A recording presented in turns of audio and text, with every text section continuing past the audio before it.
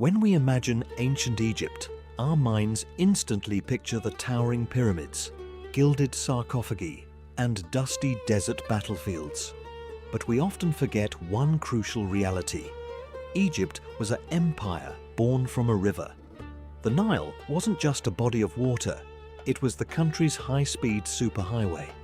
And during the New Kingdom period, the golden age of Tutankhamun, Hatshepsut, and Ramesses the Great, the Egyptians crafted a naval force unlike anything the ancient world had ever seen.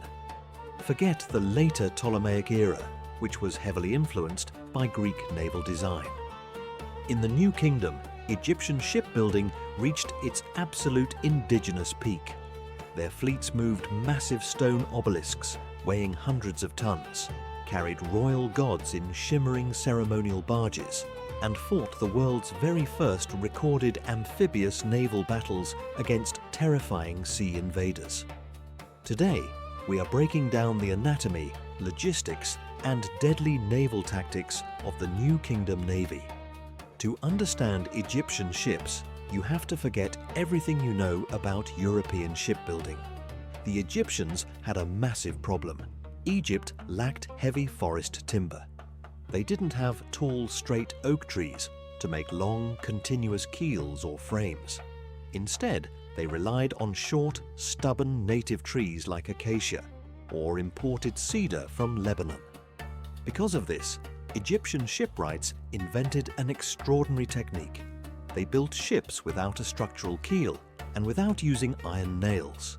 Instead, they joined hundreds of short, thick wooden blocks together using mortise and tenon joints, secured with wooden pegs and dovetail fasteners.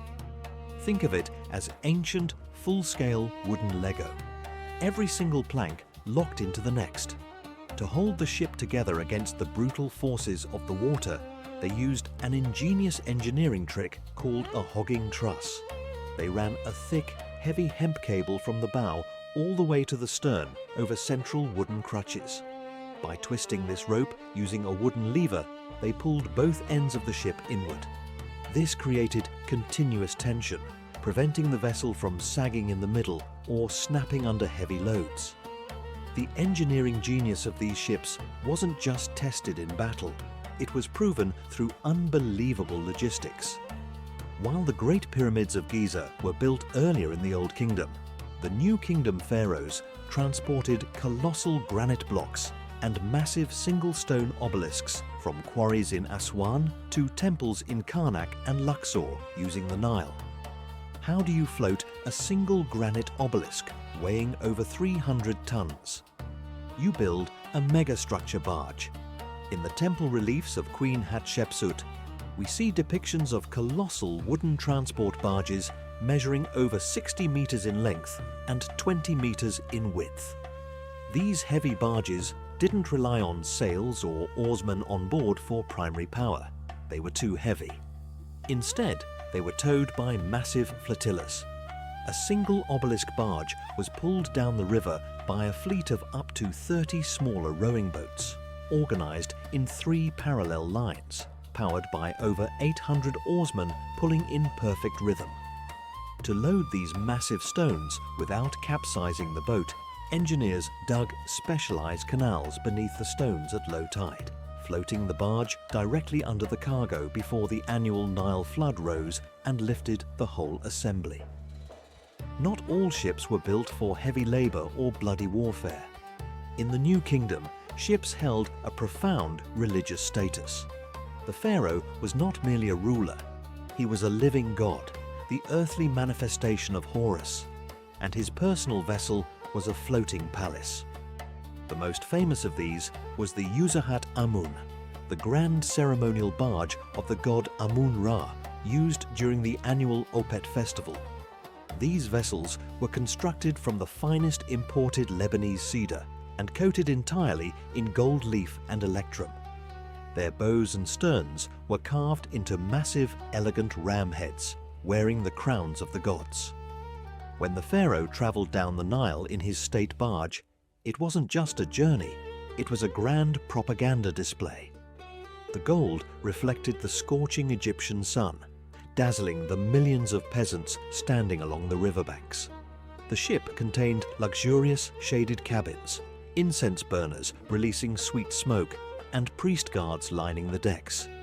To the average Egyptian, seeing this golden ship glide effortlessly across the water was proof that the divine order of the universe, Ma'at, was intact.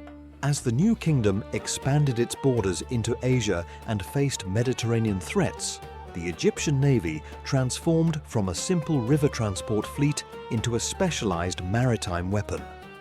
By the reign of Rameses III, Egyptian shipwrights designed a new class of dedicated warship.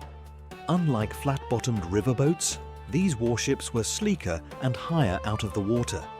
They featured a raised wooden barrier, a defensive bulwark along the sides to protect the rowers from enemy arrows. At the bow, they installed a heavy wooden or bronze structure shaped like a lion's head crushing an enemy skull. But this wasn't just decorative. It functioned as an aggressive ramming snout to smash enemy oars and punch holes in light wooden hulls. A single central mast supported a wide horizontal square sail that could be quickly raised or lowered, while two large side-mounted steering oars at the stern gave the captain precision control over the vessel. In 1178 BCE, ancient Egypt faced an existential threat.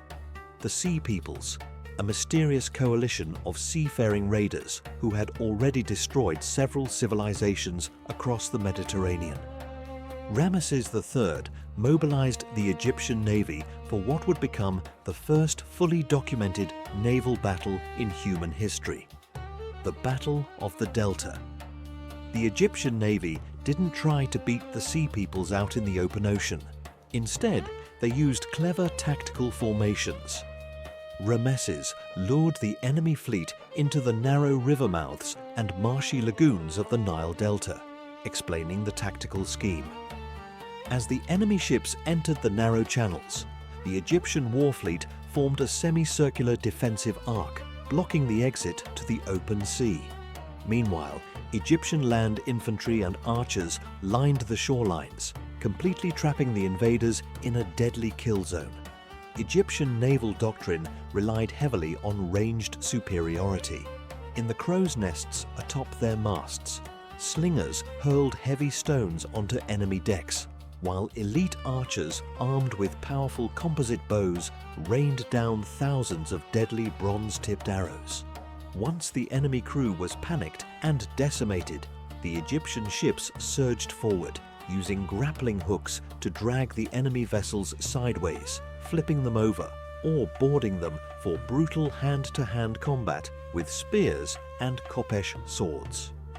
The naval victory in the Delta saved Egypt from total collapse, allowing the new kingdom to endure for generations. The Egyptian navy was a masterpiece of adaptability.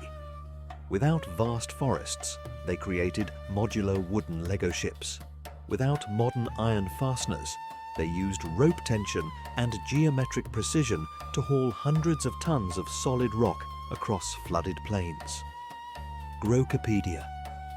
They viewed their vessels as living extensions of their civilization, fed with ritual sacrifices, guarded by painted eyes, and blessed by the gods. Long before Rome ruled the waves, it was the golden and black-hulled fleets of the pharaohs that mastered the waters, turning a desert river into the foundation of a mighty empire. Even after a ship was retired from service, its story rarely ended in the graveyard. To the Egyptian mind, the ultimate journey wasn't across the Mediterranean, it was across the stars. Pharaohs were buried with miniature fleet models, and sometimes full-sized solar barges buried directly alongside their tombs. They believed that just as a ship navigated the dangerous bends of the Nile on Earth, a divine vessel would carry their soul through the underworld to sail forever alongside the sun god Ra. The fleet was not just built for time, but for eternity. When we look back at the grand architectural monuments of the New Kingdom, we are really looking at the silent victory of their navy. Every carved stone block, every polished obelisk, and every victorious military campaign was anchored by the ingenuity of Egyptian shipwrights. They mastered fluid mechanics, modular engineering, and naval strategy centuries ahead of their time, leaving behind an aquatic legacy that literally carved the face of ancient history.